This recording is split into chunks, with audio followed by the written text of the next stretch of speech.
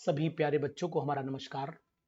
जो लोग class 10th की तैयारी कर रहे हैं और क्लास 10th में जो बच्चे कार्बोनेट्स कंपाउंड की डिमांड किए हैं उनको कार्बोनेट्स कंपाउंड चैप्टर पर हम आज डिस्कशन करने जा रहे हैं। ये चैप्टर बहुत ही इम्पोर्टेंट है और इसको हमने लखमीर सिंह जी की बुक से डिस्कशन करने जा रहे हैं। तो यहाँ पर आपको बहुत परेशान होने की जरूरत नहीं है, आप इजी वे में इस चैप्टर को समझ सकते हो अगर आप हमारे साथ में हो।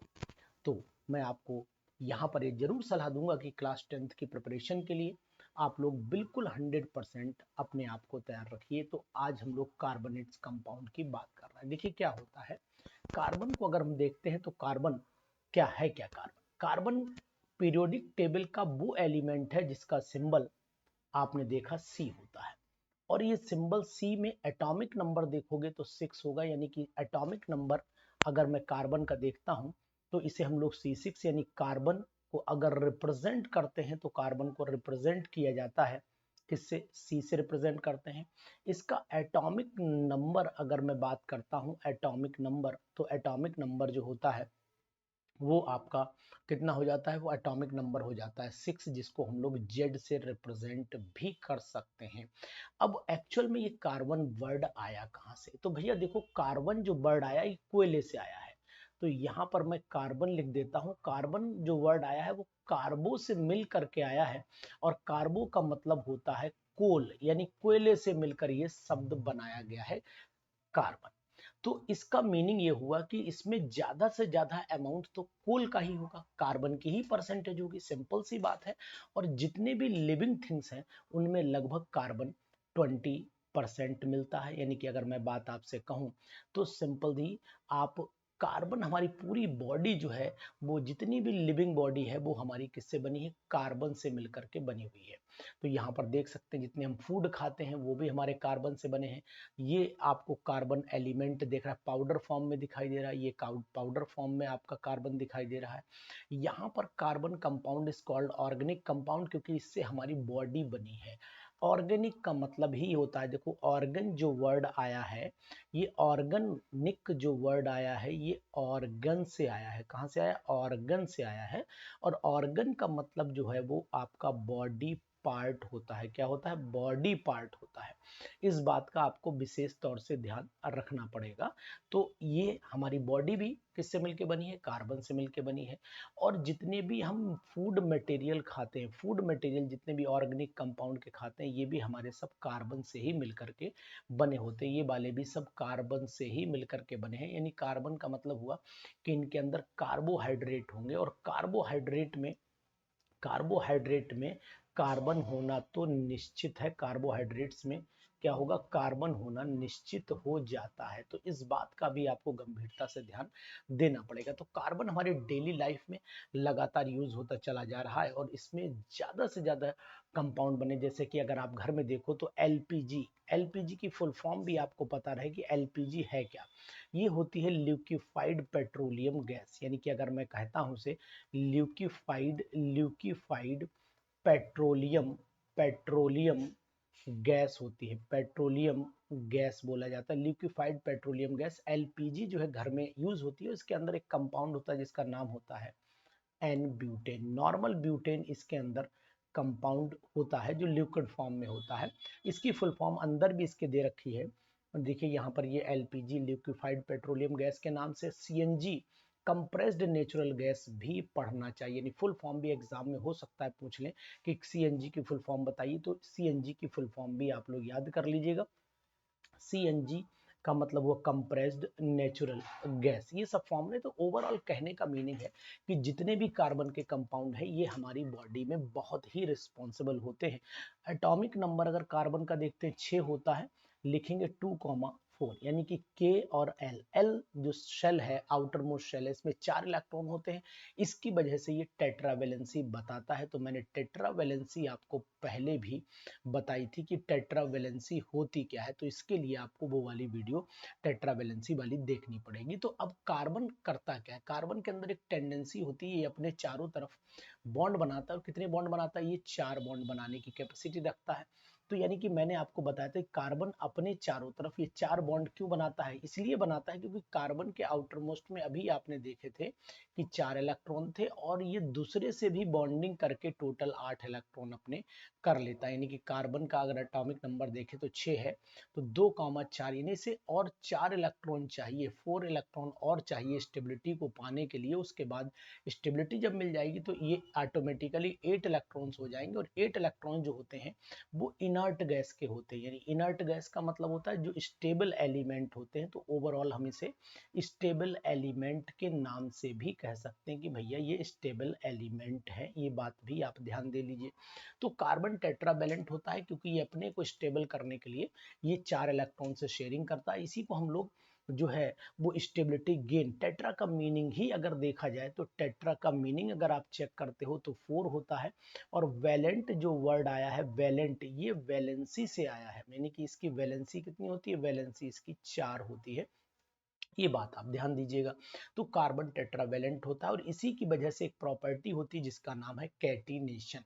तो कैटिनेशन क्या प्रॉपर्टी होती है वो भी मैं आपको बता देता हूँ। यहाँ पर कैटिनेशन वो प्रॉपर्टी जिसके थ्रू वो आपस में जुड़ के एक लंबी चेन बनाता है। तो यहाँ पर मैं एक वर्ड यूज करता हूँ कैटिनेशन। तो अगर पेपर में पूछा जाए कि कैटिनेशन क्या है, तो कैटिनेशन का मतलब होता है सेल्फ लिंकिंग होता है। सेल्फ लिंकिंग यानी कि आपस में जुड़ करके एक लंबी चेन बना देना, दिस इज कैटिनेशन। ये कैटिनेशन कहलाती। तो ध्यान दीजिए कैटिनेशन और सेल्फ लिंकिंग पर हमें पूरा ध्यान देना पड़ेगा। और ये सेल्फ लिंकिंग के कारण लार्ज नंबर के कंपाउंड भी बना लेता है, जैसे कि कार्बन कार्बन आपस में जुड़ता चला जाएगा। और जब कार्बन कार्बन आपस में जुड़ेगा तो एक लंबी चेन का निर्माण हो सकता है, लंबी चेन फॉर्मेशन हो सकता है, जिससे कि बहुत सारे ऑर्गेनिक कंपाउंड भी बनते चले जाते हैं। तो कैटिनेशन एक ऐसी प्रॉपर्टी जिसके थ्रू लार्ज नंबर के कंपाउंड पॉसिबल हो जाते हैं। अब बात आती है कि कार्बन मिलता कहाँ है। कार्बन फ्री स्टेट में भी मिलता है, कार्बन कंबाइंड स्टेट में भी मिलता है। कार्बन अगर फ्री में मिलेगा तो कहाँ मिलेगा, फ्री स्टेट में आपने देखा होगा कि अगर हम देखें तो कोल के फॉर्म में मिल सकता है, अर्थ क्रस्ट में मिल सकता है। तो और ज्यादातर आपने देखा होगा कम जो फ्री फॉर्म है कार्बन की वो डायमंड है और ग्रेफाइट है। तो हम लोग अगर कार्बन को देखते हैं तो कार्बन डिफरेंट, यानी मार्बल भी इसका बहुत एग्जांपल है। यानी कि जो कैल्शियम कार्बोनेट होता है, मार्बल होता है जिसके आपने घर पे देखा पत्थर लगा होता है, चौक पाउडर है, ये सभी में कार्बन रहता है। लेकिन किसके फॉर्म में, कार्बोनेट के फॉर्म में रहता है। फॉसल फ्यूल्स में भी होता है, पेट्रोलियम होता है, नेचुरल गैसेस में होता है, और जितने भी ऑर्गेनिक कंपाउंड हैं, कार्बोहाइड्रेट, प्रोटीन, वुड, कॉटन, वूल, इन सभी में भी आपका कार्बन रहता है। तो अब कार्बन के दो जो इंपॉर्टेंट एलोट्रॉप हैं वो कौन से हैं, एक तो डायमंड पढ़ना है, एक ग्रेफाइट पढ़ना, और एक बकमिंस्टर फुलरीन पढ़ना। इन तीनों के बारे में आपको डिटेल स्टडी करनी पड़ेगी। तो सबसे पहले हम लोग बात कर लेते हैं डायमंड की। देखिए डायमंड क्या है, डायमंड जो है यहाँ पर मैं आपको एक्सप्लेनेशन भी देता चल रहा हूँ। अगर हम लोग बात करते हैं यहाँ पर डायमंड की, तो डायमंड एक तो सबसे बात है, आपने देखा होगा डायमंड सबसे ज्यादा ज्वेलरी में यूज होता है। और उसके बाद ये हार्डेस्ट सब्सटेंस माना जाता है। दिस इज हार्डेस्ट सब्सटेंस माना जाता है, हार्डेस्ट सब्सटेंस है, hardest substance of the world माना जाता है, hardest substance of the word माना जाता है। तो ये बात ध्यान दीजिए, वर्ड में सबसे हार्डेस्ट यही होता है। इसके स्ट्रक्चर को अगर आप देखोगे तो इसमें हर कार्बन के चारों तरफ अगर देखोगे तो 4 कार्बन एटम्स इस तरीके से अरेंज होंगे कि वो टेट्राहेड्रल स्ट्रक्चर बना लेंगे। यानी कि इसके आगे भी कार्बन कंटिन्यू होगा, इसके आगे भी कार्बन कंटिन्यू होगा, इसके आगे भी कार्बन कंटिन्यू होगा, इसके ऊपर भी कार्बन कंटिन्यू होगा। तो यानी कि अगर हम लोग कार्बन की चेन को देखते हैं तो इस तरीके से कार्बन कंटिन्यू होता रहता है। लेकिन अगर एक स्ट्रक्चर देखें तो टेट्राहेड्रल मैनर हमें ऐसे करके दिखाई देता है। इनके बीच में अगर एंगल भी जानना चाहो तो एंगल 109.5 डिग्री का एंगल होता है। अब आप देख रहे हो कि कार्बन के चारों तरफ जो है वो बिल्कुल बॉन्ड बने हुए हैं, तो इसका मतलब वो कोई भी इलेक्ट्रॉन फ्री नहीं है। तो एक तो नंबर 1 ये हार्डेस्ट सब्सटेंस हो गया। दूसरी चीज ये हो गई कि ये बैड कंडक्टर होता है इलेक्ट्रिसिटी का, this is bad conductor, bad conductor माना जाता है, bad conductor of heat and electricity, bad conductor of heat and electricity. अब ये हीट और इलेक्ट्रिसिटी का बैड कंडक्टर भी बन गया। क्यों बन गया हीट इलेक्ट्रिसिटी का बैड कंडक्टर, वो उसके लिए मैं आपको ये बता दूंगा कि बैड कंडक्टर होने का सिर्फ कारण है कि इसके पास कोई भी फ्री इलेक्ट्रॉन नहीं, सभी इलेक्ट्रॉन तो बाइंड अप हो गए। भाई इसके पास 4 इलेक्ट्रॉन थे, एक ये था, एक ये था, एक ये था, एक ये था। ये चारों इलेक्ट्रॉन कोवेलेंट बॉन्ड बनाने में यूज हो गए। जब कोवेलेंट बॉन्ड बनाने में यूज हो गए तो इसका मतलब ये इलेक्ट्रिसिटी पास ही नहीं कर पाएगा, और इलेक्ट्रिसिटी जो पास होती है वो इलेक्ट्रॉन्स की वजह से होती है। और हार्डेस्ट होने की वजह से फायदा क्या मिलता है? हार्डेस्ट होने की वजह से फायदा मिले कि इसको ऑपरेशन में यानी आई ऑपरेशन में यूज किया जाता है। डायग्राम से भी बताया गया है, ग्लास को काटने में ड्रिलिंग में यूज करते हैं। तो देखिए यहाँ पर आपको दिखा देता हूँ मैं, ये आपको यहाँ पर देखने को मिलेगा कि इसको हम लोग कहाँ कहाँ यूज कर सकते हैं। देखिए ये आपको डायमंड है, इस डायमंड को अगर हम आप लोग देखते हैं तो ये प्योरेस्ट फॉर्म माना जाता है कार्बन की। डायमंड जो होता है ये प्योरेस्ट फॉर्म होता है और बिल्कुल ट्रांसपेरेंट होता है, ये भी बात जान लियो। बहुत हाई मेल्टिंग पॉइंट भी माना जाता है इसका।